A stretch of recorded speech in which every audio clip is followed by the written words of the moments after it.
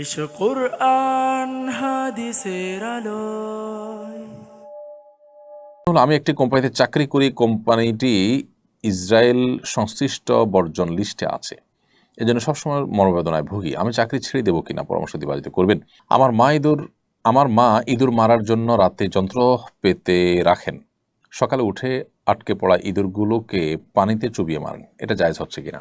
মহররম মাসে আমি বিয়ে করতে চাচ্ছি। কয়েকজন বললেন মহররম মাসে বিয়ে করা নিষেধ, আবার অনেককে বলতে শুনেছি জন্মের মাসে বিয়ে করা নিষেধ। এসব বিশ্বাস শরীয়তসম্মত কিনা? আমি একটু রসিকতা করে বলি, এমনিতেই অভিভাবকরা ছেলে মেয়েদেরকে সময়মতো বিয়ে দিচ্ছেন না, যার কারণে নানামুখী সমস্যা এবং সংকট তৈরি হচ্ছে। পরিবার ব্যবস্থাপনা নানাভাবে ক্ষতিগ্রস্ত হচ্ছে এবং দাম্পত্য জীবনে যে সুসম্পর্ক বোঝাপড়া হয় সাধারণত উপযুক্ত বয়সে বিয়ে হওয়ার পর, সেটা না হয়ে দেরি হয়ে গেলে সেটা আসলে আর হয় না। খুব বেশি শেয়ানা, খুব বেশি চালাক চতুর হয়ে একেবারে অতিরিক্ত বয়স হয়ে গেলে তখন আসলে স্বামী স্ত্রীর মধ্যে যে ভালোবাসার ভিত গড়ে ওঠার কথা একটা নির্দিষ্ট বয়সে, সেটা বেটে বলে সেভাবে হয় না। এছাড়া বন্ধ্যাত্ব সহ নানা সমস্যা হয়ে থাকে। তো এমনিতেই প্যারেন্টসরা আপনার এই ভোগবাদিতার কারণে, আপনার জাগতিক নানা ইস্যুর কারণে তারা তাদের সন্তানদেরকে যথাসময় বিয়ে দেন না, দিতে পারেন না।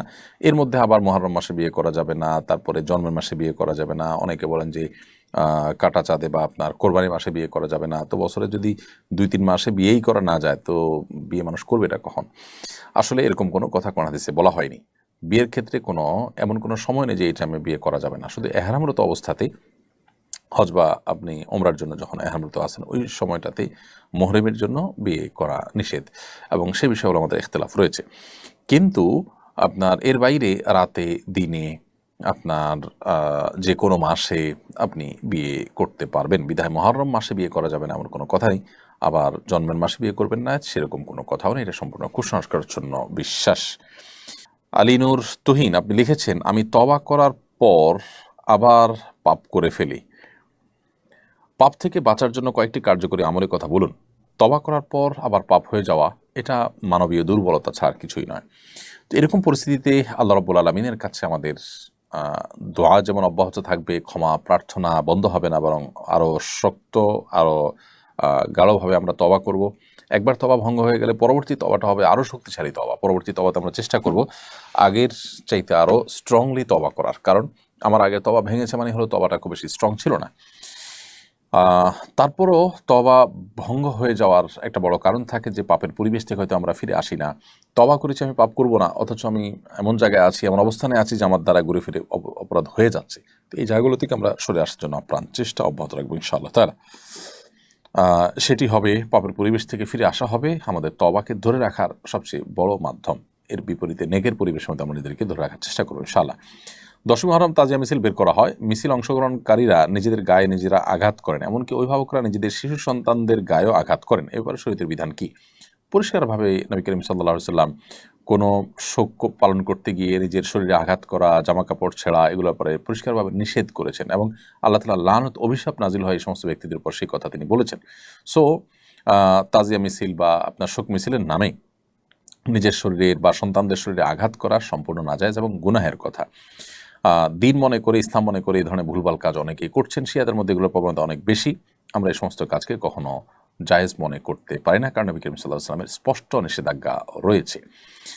বিধায় এই ধরনের কাজ আমরা করব না। এমনিতেই আপনার শোক পালন করতে গিয়ে আল্লাহর প্রতি, আল্লাহর সিদ্ধান্তের প্রতি আপনার এক ধরনের বিদ্রোহ প্রকাশ পায়, সেরকম মাতম করাও কিন্তু হাদিসে নিষেধ। সো শরীরের মধ্যে আঘাত করার তো কোনো সুযোগই নেই। নবী করিম সাল্লাল্লাহু আলাইহি ওয়াসাল্লাম স্পষ্টভাবে বলেছেন যে ব্যক্তি তার গালে আঘাত করে, তার জামাকাপড় ছিঁড়ে, এই সমস্ত ব্যক্তিদের প্রতি আল্লাহ তাআলা লানত বর্ষিত হয়, এবং সে ব্যক্তিকে রাসূল বলছেন যে আমার উম্মত তারা না, লাইসা মিন্না মান দরাবাল খুদুদ ওয়া শাক্কাল জুয়ুব, হাদিসে রয়েছে। এজন্য এই কাজগুলো কোনো মুসলমান করতে পারেন না। তাহমিনা তানিয়া আপনি লিখেছেন, আমার হাজব্যান্ড মারা যাওয়ার আগে জীবন বীমায় কিছু টাকা সঞ্চয় করেছিলেন, কিন্তু নির্দিষ্ট পরিমাণ টাকার পুরোটা দিয়ে শেষ করতে পারেননি। এখন এজেন্সির কর্মকর্তারা বলছেন নির্দিষ্ট পরিমাণ টাকার পুরোটা এবং এক্সট্রা আরও কিছু টাকা নমিনি হিসাবে আমি পাবো। এই টাকা কি আমার জন্য হালাল হবে? জীবন বীমা সাধারণত যেটি হয়ে থাকে, এগুলো জায়েজ হওয়ার কোনো কারণ থাকে না। এগুলো নাজায়েজ এবং হারাম, সেগুলো আমরা এর আগে বিভিন্ন সময় বলেছিলাম। সারা বিশ্ব উলামায়ে কেরাম ফতোয়া রয়েছে এর মধ্যে। অতএব সাধারণত জীবন বীমার যে এগুলো থাকে, আমাদের দেশে যে জীবন বীমা আছে এগুলো হারাম ফরম্যাটের উপরে প্রতিষ্ঠিত, যার কারণে এই জীবন বীমা যে আমি নির্দিষ্ট হারে মাসে মাসে টাকা দিয়ে গেলাম, এরপর মারা গেলে আমাকে অনেক টাকা দেওয়া হবে, এই যে অতিরিক্ত টাকা দেওয়া হলো কিসের বিনিময় হলো? কোনো ব্যবসায়িক চুক্তি ছাড়া। তো এগুলো নাজায়েজ এবং হারাম, এরপরে কোনো সন্দেহ নেই। এখন আপনার স্বামীর মৃত্যুর পর এজেন্সির কর্মকর্তা যদি বলেন যে নির্দিষ্ট পরিমাণ টাকার পুরোটা এবং আরও কিছু টাকা আপনাকে দিবে, তো আপনি সে টাকা নিলেও মূল টাকা যেটা আপনার স্বামী জমা করেছেন সেটুকু ভোগ করবেন, আর বাকি টাকা গরিব দুঃখীদেরকে দান করে দিবেন সওয়াব নিয়ত করা ছাড়া। যদি তারা বাকিটা 100 টাকা দেয় তাহলে সেটি এইভাবে আপনি ব্যয় করবেন, নিজে খরচ করবেন না।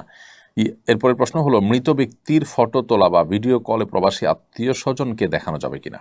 মৃত ব্যক্তির ছবি তোলা কিংবা ভিডিও কল করা থেকে বিরত থাকা উচিত, কারণ মৃত্যুর পর মানুষের চেহারাতে, তার শরীরে নানা রকমের পরিবর্তন এসে যায় অনেক সময়। এই ছবি তোলাটা ভালো কোনো বিষয় নয়।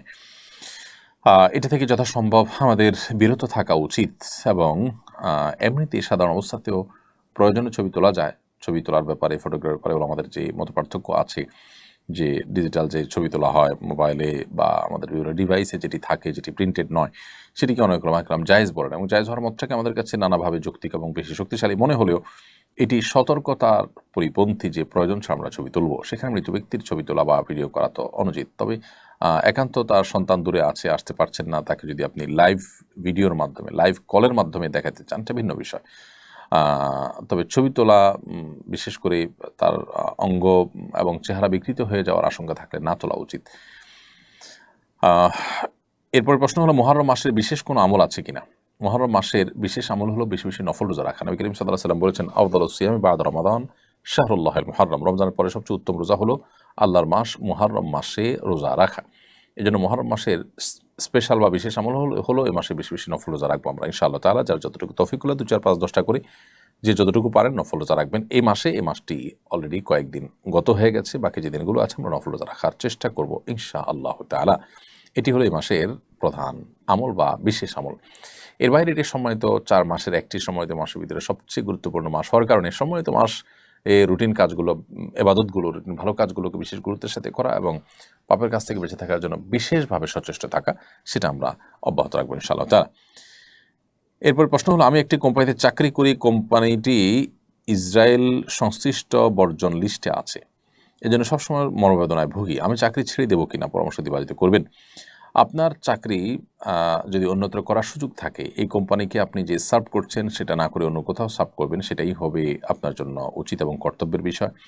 যদি আপনি এই কোম্পানিতে কাজ করে কোম্পানিতে যতটা সার্ভ করছেন তার চাইতে দিনের জন্য তার চেয়ে বেশি করতে পারছেন, এখানে থেকে বরং আপনি দিনের সুবিধা বা ইসলামের স্বার্থ আরও বেশি রক্ষা করতে পারছেন, যেটা অন্য জায়গায় গেলে সম্ভব হবে না। এরকম যদি হয় তাহলে আপনি এটা করতে পারেন, বিশেষ করে আপনার যে কাজ, সে কাজটা যদি মৌলিকভাবে হারাম না হয়।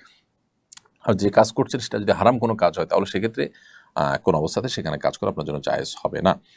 কুদ্দুস শেখ এডি থেকে আপনি লিখেছেন, সামর্থ্য থাকা সত্ত্বেও যদি ভিক্ষা করে কিয়ামতের দিন তাদের শাস্তি কি হবে? সামর্থ্য থাকা সত্ত্বেও ভিক্ষা করা কোনো জায়েজ কাজ নয়, ভালো কাজ নয়। নবী করিম সাল্লাল্লাহু আলাইহি ওয়াসাল্লাম উৎসাহিত করেছেন। কিয়ামতের দিন তাদের স্পেসিফিক কোনো শাস্তির কথা কোরআন হাদিসে আলাদা করে বলা হয়নি যে সামর্থ্য থাকার পরও ভিক্ষা করলে এই ধরনের শাস্তি হবে। তবে সন্দেহাতীতভাবে সামর্থ্য থাকার পরও ভিক্ষা করা এটা নিকৃষ্ট কাজ এবং আল্লাহর কাছে অপছন্দনীয় কাজ। রাজধানী মহাখালীতে কূটনীতিকদের জন্য মদের বিক্রয় কেন্দ্র স্থাপন করেছে পর্যটন কর্পোরেশন। রাষ্ট্রীয় প্রতিষ্ঠানের পক্ষ থেকে অমুসলিমদের জন্য মদের বিক্রয় কেন্দ্র প্রতিষ্ঠা করার বিধান কি? দেখুন, একটি মুসলিম প্রধান দেশে মুসলমানদের ট্যাক্সের টাকায় কোনো মদের বিক্রয় কেন্দ্র স্থাপন করা এটা উচিত হবে না, অথবা সরকারের কোনো প্রতিষ্ঠানে এরকম কোনো কাজ করা মুসলমানদের যে চিন্তাধারা, বেশিরভাগ মানুষ যে দেশের মুসলমান সে দেশের মানুষের চিন্তাধারার পরিপন্থী কাজ করা তো জনগণের চিন্তা চেতনা, আশা আকাঙ্ক্ষার পরিপন্থী কাজ করা, এটা তো আসলে তথাকথিত যে গণতন্ত্রের কথা বলা হয় সেই গণতন্ত্রের সাথেও যায় না। অতএব এটার আমরা তো বলবো যে এটা না করা উচিত এবং শরিয়ার দৃষ্টিকোণ থেকে এটি কোনো অবস্থাতে জায়েজ হওয়ার কথা নয়। এমনকি আপনার ইহুদি খ্রিস্টানদের ধর্মতেও বেসিক্যালি এটি জায়েজ নয়।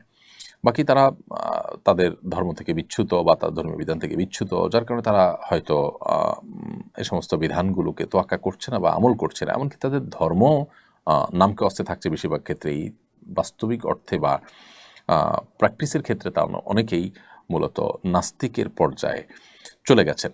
তো এটা খুবই দুঃখজনক এবং এটা তাদেরকে কাফিরে পরিণত করে দেয়। তারা যে আহলে কিতাবের সুবিধা পাওয়ার কথা সেই সুবিধা থেকে তারা বেরিয়ে যায়। যাই হোক, তো মুসলমানদের ট্যাক্সের টাকায় কোনো প্রতিষ্ঠান পরিচালিত হলে, সরকারি কোনো প্রতিষ্ঠান হলে, সেই প্রতিষ্ঠান আসলে মুসলমানদের আশা আকাঙ্ক্ষার প্রতিফলন হয় না, এরকম কোনো কাজ করবে না, সেটাই উচিত এবং কর্তব্য। বিদেশিদেরকে আমাদের দেশে আনতে হবে, তাদের এখানে নানা রকম কাজ থাকতে হবে বা তাদের সাথে আপনার এঙ্গেজমেন্ট দরকার হয়, সেটা বাস্তব একটা বিষয় আমরা জানি। কিন্তু আমরা তাদের জন্য অ্যারেঞ্জ করব এবং তাদেরকে সুযোগ সুবিধা দিব, এমন বিষয় যেগুলো শরিয়া অ্যালাউ করে না, সেটা মুসলমান হিসেবে আমাদের জন্য জায়েজ নয়। আমার মা ইঁদুর মারার জন্য রাতে যন্ত্র পেতে রাখেন, সকালে উঠে আটকে পড়া ইঁদুরগুলোকে পানিতে চুবিয়ে মারেন, এটা জায়েজ হচ্ছে কিনা? দেখুন, ইঁদুর মারা মৌলিকভাবে নাজায়েজ কাজ না। যদি ইঁদুর আমাদের উপদ্রবের কারণ হয়, আমাদের ফল ফসল ক্ষতি করে, বাসা বাড়িতে ডিস্টার্বের কারণ হয়, তাহলে তাদেরকে মারাটা নিষেধ নয়, কিন্তু নির্মমভাবে মারাটা নিষেধ। অতএব ইঁদুর মারতে গিয়ে আপনার মা যে প্রক্রিয়া অবলম্বন করছেন, যে পানিতে চুবিয়ে মারছেন, এটা অবশ্যই নির্মমভাবে হত্যা করা। নবী করিম সাল্লাল্লাহু আলাইহি ওয়াসাল্লাম বলেছেন, ইন্নাল্লাহা কাতাবাল ইহসানা আলা কুল্লি শাই, আল্লাহ তাআলা প্রত্যেকটা বস্তুর প্রতি ইহসান করাটাকে ফরজ করে দিয়েছেন। ফাইদা যাবাহতুম ফাহসিনু যিবহাতা ওয়া ইযা কাতালতুম ফাহসিনুল কিতলাতা, যদি তোমরা কোনো পশু জবাই করতে হয়, যুদ্ধক্ষেত্রে কোনো শত্রুপক্ষকে হত্যা করতে হয়, বিচারিকভাবে হত্যা করতে হয়, তাহলে তো সেক্ষেত্রে তোমরা এহসান করবে, অর্থাৎ অনুগ্রহ করবে। সেক্ষেত্রে তোমরা অমানবিক হতে যাবে না, যথাসম্ভব মানবিক হবে এবং চেষ্টা করবে তার প্রতি যাতে কোনো অবিচার না হয় সেদিকটাকে খেয়াল রাখতে। বিধায়